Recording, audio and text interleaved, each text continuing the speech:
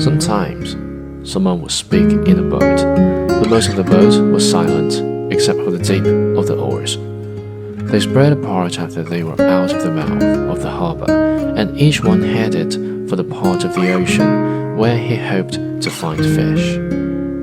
The old man knew he was going far out, and he left the smell of the land behind and rolled out into the clean early morning smell of the ocean. He saw the phosphorescence of the gulf weed in the water as he rolled over the part of the ocean that the fishermen called the great whale, because there was a certain deep of 700 fathoms where all sorts of fish congregated because of the swirl the current made against the steep walls of the floor of the ocean. Here, there were concentrations of shrimp and bait fish, and sometimes schools of squid in the deepest holes, and these rose close to the surface at night, where all the wandering fish fed on them. In the dark, the old man could feel the morning coming, and as he rolled, he heard the trembling sound as flying fish leapt the water, and the hissing that their stiff set wings made as they soared away in the darkness. He was sorry for the birds, especially the small delicate dark terms that were always flying and looking the almost never finding. And he thought, the birds have a harder life than we do, except for the robber birds and the heavy strong ones.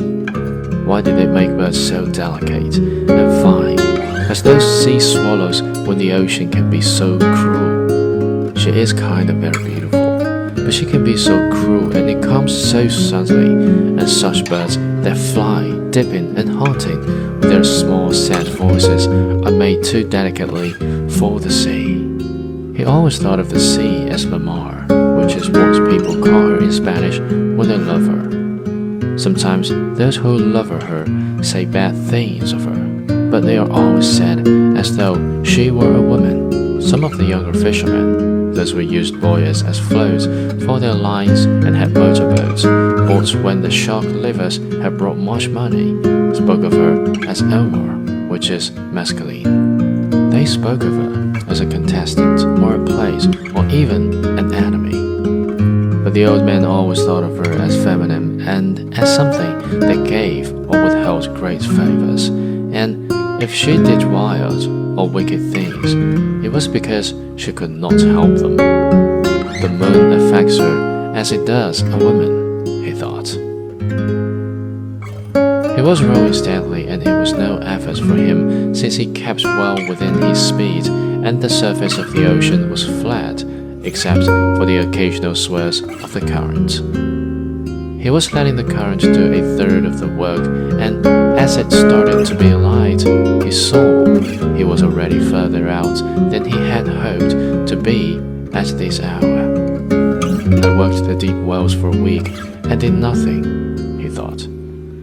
Today I'll work out where the schools of Bonito and Albacore are, and maybe there will be a big one with them. Before it was really light, he had his bait out and was drifting with the current. One bait was down 14 fathoms, the second was at 75, and the third and fourth were down in the blue water at 100 and 125 fathoms. Each bait hung head down with the shank of the hook inside the bait fish, tight and sealed solid, and all the projecting part of the hook, the curve and the point, was covered with fresh sardines. Each sardine was hooked through both eyes so that they made a half garland on the projecting steel. There was no part of the hook that a great fish could feel which was not sweet smelling and good tasting. The boy had given him 2 fresh small tunas, or albacores, which hung on the 2 deepest lines like plummets, and on the others he had a big blue runner and a yellow jig that had been used before. But they were in good condition still, and had the axle and sardines to give them scent and attractiveness.